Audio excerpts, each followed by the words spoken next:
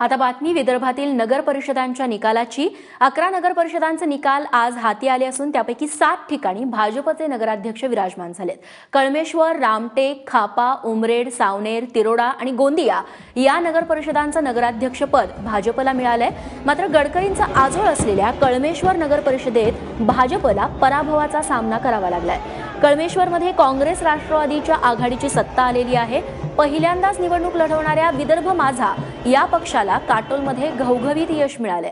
23 पैकी 18 जागा जिंकून विदर्भवाद्यानं सत्ता स्थापनेचा नारळ फोडलेला आहे। मोहपामध्ये सत्ता आणि नगराध्यक्षपद दोन्ही काँग्रेसनं पटकावलेलं आहे, तर राष्ट्रवादी काँग्रेस आणि नगरविकास आघाडीला नरखेडमध्ये बहुमत मिळालंय।